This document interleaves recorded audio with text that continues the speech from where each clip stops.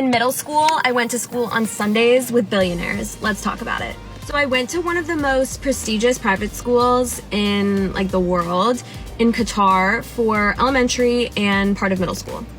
So these are some things that would send a public school goer in the US into a coma.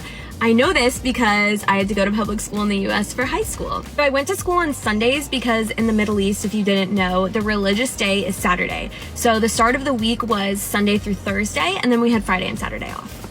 Every single kid in the school got a MacBook Air free of charge to basically use for whatever they wanted. It wasn't uncommon to be friends with the sons and daughters of the royal family or literally billionaires, and there were kids from over 80 countries, so I basically had friends from so many different countries, which is more than most colleges have. If you played a sport for the school, you basically would travel everywhere with them. I have cousins who go to the school now, and they've gone to the Maldives, Kenya, Germany, basically any country you can imagine. The school really emphasized like the importance of travel and culture. So one of the things that they did for all the middle schoolers was they had this thing called Week Without Walls. So it was basically a week where you would travel with the school. Everything is included in tuition, so it's free of charge. I think in 7th grade it was Dubai. In 8th grade it's either Sri Lanka or Malaysia. And you basically go and travel for a week and do fun activities literally in the middle of the school year. So they had this thing every year called International Week, and basically people would bring in foods from all different countries, like the 80 countries that the school represented, and you would basically go in this hall and go down a buffet line and try all the foods from all of these countries, and they would get the oldest high schooler and the youngest elementary school goer from that specific country in the school to walk down this like assembly hall holding the flag. It was a really cute concept, and because the school was in Qatar, if you didn't know, it's basically a desert. It's 1,000,000 degrees out all the time. So we would have this thing called red flag days, which basically meant it was too hot to go outside, so we'd have to have recess inside.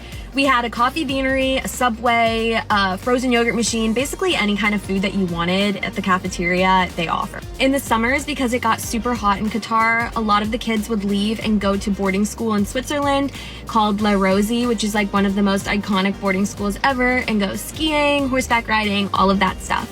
This is my cousin. She's visiting from the Middle East, and she goes to ASD right now. She goes to the school that I was talking about. Her brother also goes there. They were the cousins that I was talking about who go there. Did I lie in the video? You did not. We have so many like service trips, you know, for service credits. Like I almost went to Tanzania. I've been to Thailand and I got like a card after taking like classes for first aid, wilderness first aid. It was crazy. Yeah, like so many things that they wouldn't offer at a normal public school in the US. Not to diss public school at all. I loved going to public school. I'm grateful for both experiences, but some of the comments were outrageous, and this is living proof. They go there now. I went to this school many years ago when I used to live in the Middle East, but they still go there and have amazing opportunities and love it, and they can attest to everything I said in the video that it was correct. So, yeah.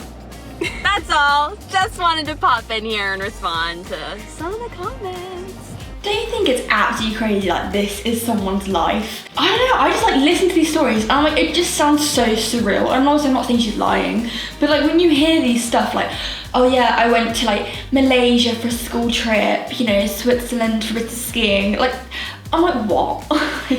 It's so bizarre, like it's such a different world.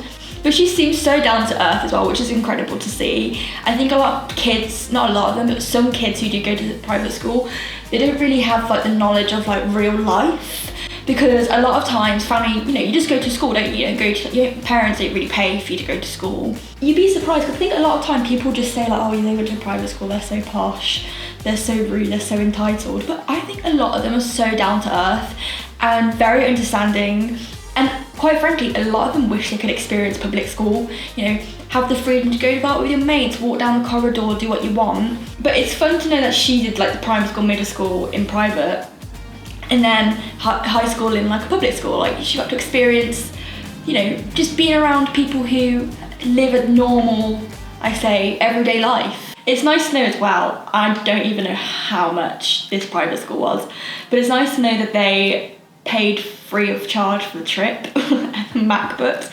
I mean, you would hope so if you're paying thousands and thousands of pounds. But you know, if you have the money, why not? Like, if I was a millionaire, I would definitely send my child to private school. Not because of like, yeah, they go to private school, because it's like, I never got to do it. And I think, you know, I think private schools as well are a lot more stricter, which I think nowadays with all the social media, all the technology and all this stuff, it gives them a bit of routine, a bit of life. Whereas like my school, they were allowed phones until I was in year 10, and they were like, no, your phones get taken off you, because everyone was so crazy about social media. So I think private schools are a very good place to make sure your children learn a bit more respect.